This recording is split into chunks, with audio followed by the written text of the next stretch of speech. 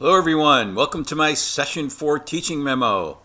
I'm a day late because I had to take a friend of mine for a colonoscopy yesterday morning and it turned into an all-day affair. I'm sure many of you were pining, wondering, where's my teaching memo? Well, here it is. I hope you all enjoyed your President's Day, day off or week off, and you didn't have to work. I know some schools were off for the whole week. It may not be spring yet, but the temperature here in Poughkeepsie made it up to 70 degrees last Thursday. And the Red Sox won their first and so far their last exhibition game. But who cares about the exhibition season? This could be the year of a Patriots-Red Sox sweep. Yes, all you Yankee fans and Met fans. Housekeeping, just a reminder that still several of you are waiting till Sunday night to make your initial discussion board postings.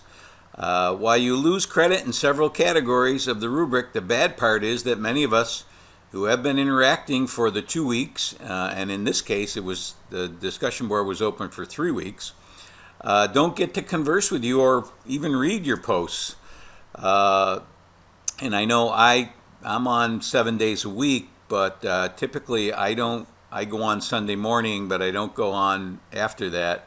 So many of you are posting Sunday night, and I don't see those until I grade your discussion board posts. So I really don't have a chance to interact with you. So anyway, that's your choice, of course, and so post early and often, and don't forget, anyone can respond to my postings. I may address it to a certain person, but anybody can jump in.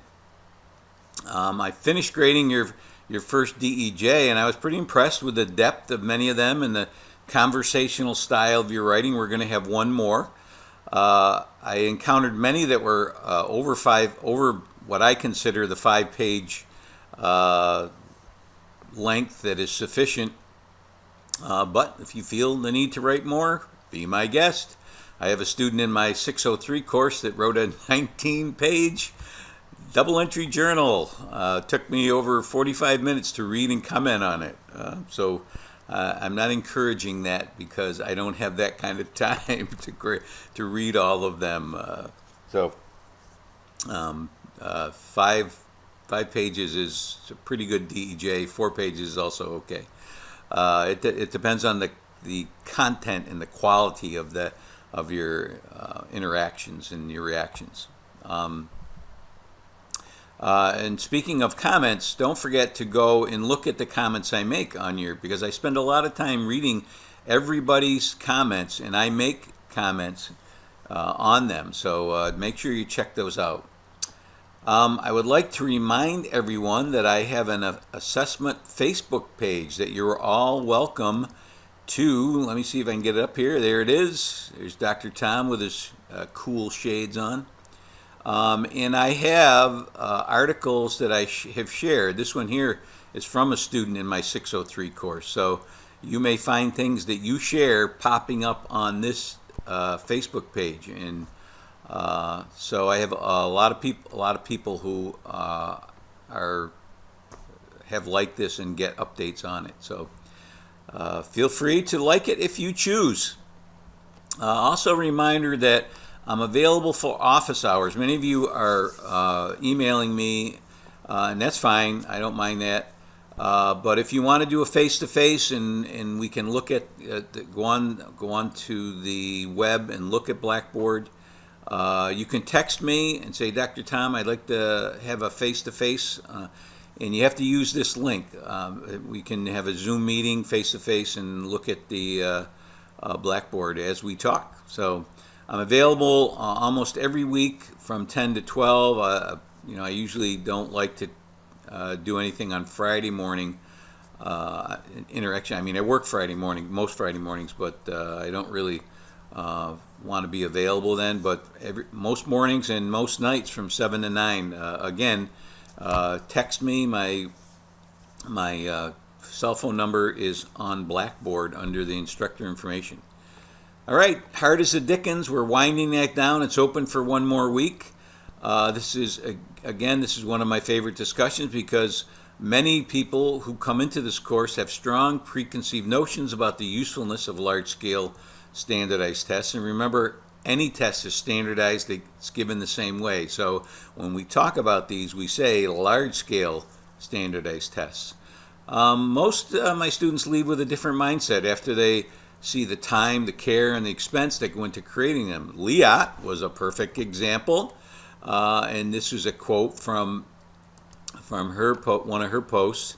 Without the knowledge of the real work behind standardized tests, I would probably still bash its existence, and that's really one of my goals for doing this is not to change you over and say, oh, I love standardized tests. No, but just to see, okay, these are really assessments that there's a lot of work that has gone into, and they're not to be just blown off. They are useful, and they can be useful to districts in examining what they're doing because they're aligned with the standards. So my hope is that you will be able to have a wider view, that you'll change your perspective, and that you can talk about them intelligently. Many of you have commented that you're unaware of the intricacies of this test creation process, and many, as always, have reacted to the cost of the testing. And Courtney started off mentioning the price and cited the article that I have placed the link for in the text version of this memo.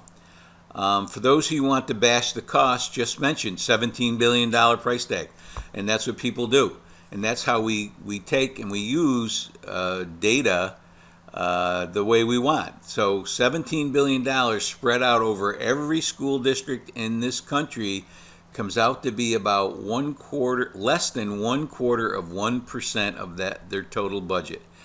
You can't buy many school supplies with that. So again, that's why when people rail about the cost, $1,000 per question, when you think about how it's spread out, it's not a big deal. It's not a lot of money. Our state assessments are criterion referenced based on our standards, which are the Common Core state standards. Theoretically, everyone could get a 4. They are not normed on a standardization sample based on the census. Instead, they are pilot tested to see how the questions are working based on their difficulty. One of the issues with pilot testing is how do you get students to take it seriously if it does not count? The state has wrestled with that idea, with embedding sample questions within the actual test, so you don't know. But they've gotten resistance about that. My kids are taking questions that don't count. Okay, but it's for a very good cause. So, that's the way I would want to keep doing. But again, that's up to the state. So, what do you think? You can talk about that. The discussion board is still open, and pilot testing is something that you may want to comment on. Several of you mentioned the new Common Core state assessments. Well, they're not so new anymore. Created by the Partnership for Assessment of Readiness for College, which is known as PARC, and the Smarter Balanced Assessment Consortium, which some people call SBAC, but most people refer to it as Smarter Balanced.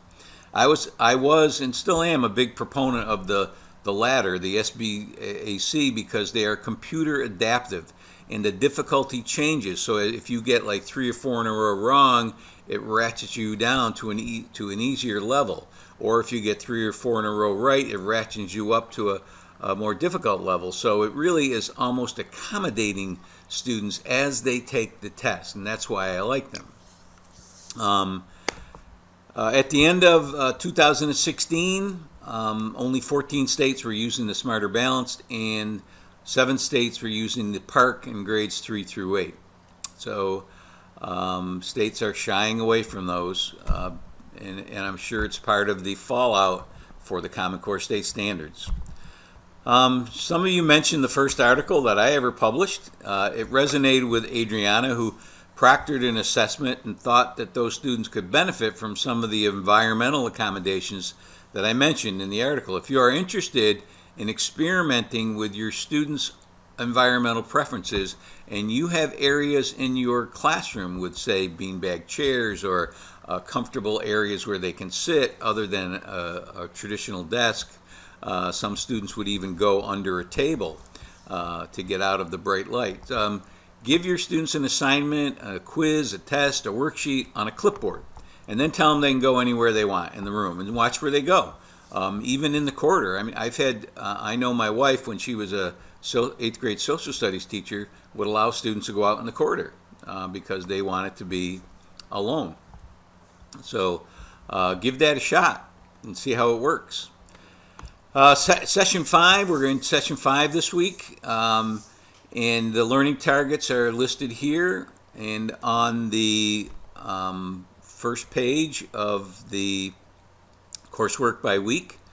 You'll notice that the first two learning targets really have nothing to do with assessment. They have to do more with teaching students from poverty, 7 negative effects of the reward system, and 7 strategies for teaching students from poverty. My first video this week is about those 2 topics. So you can skip it. Really, you're not going to be tested on it, but it's good information. If you teach underprivileged kids, kids from poverty, underrepresented populations, struggling students, check out my first video. This week we begin with the first of 3 legs of the test creation triangle, reliability. This is a word that's often misconstrued. You need to understand that what makes a test reliable and the different types of reliabilities that are floating out there. You'll notice in my learning targets I stray a little bit of the world into teaching kids in poverty, and I've mentioned that already.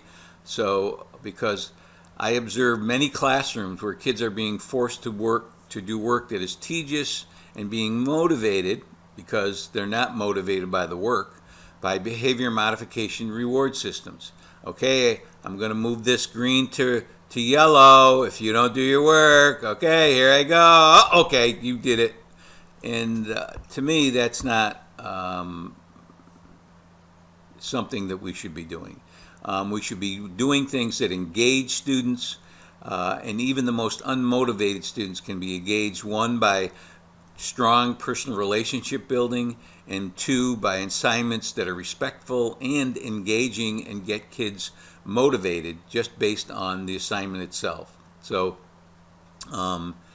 watch that video and take something away from it. And I've mentioned 2 resources in there: the book Drive by Daniel Pink and Eric Jensen's Teaching Students with Poverty in Mind. And you also might want to look at Jensen's book, Engaging Students with Poverty in Mind. Both great books for teaching kids of that demographic. Assignments this week. Your reading for the next 2 sessions will be found on our textbook, Popham, chapters 3 and 4, and Cohen and Spencer, chapter 5, which I give you. There are also several articles and course materials for this session to which you can connect in the discussion board, Harder Than the Dickens. That discussion board will close on this coming Monday, which is March, I believe it's March 5th. Let me just check on that. It is March 5th, yes. So that's when it closes. I usually close it Monday morning. You also had your first of 2 vocabulary quizzes this session. Again, there's a hard copy and course materials, and you have 2 chances to take it. Actually 3, because you can take it on the hard copy first. And so you can use the quiz discussion board where you can discuss the ones you got wrong.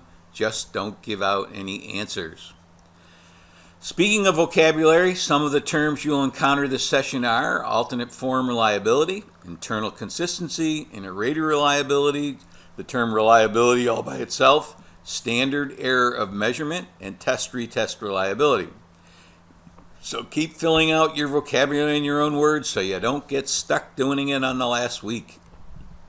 You also have a mid-course survey this week, and I'm going to go into assignments in this week's assignments, and you'll see It's located at the bottom, Student Feedback 1. It's a very simple survey. If you click Begin, are you able to navigate the course and find the resources you need? If not, explain why. Do you understand what is expected of you participating in the course? Is there anything not clear about this course or about the material? And of course, you have an area to write comments in. So you got 3 questions, doesn't take long, and I would appreciate that feedback and your comments especially. So that is it for this week. I will be back next Monday. St. Patty's Day and March Madness are fast approaching, which means spring can't be far behind. All right. Have a great week.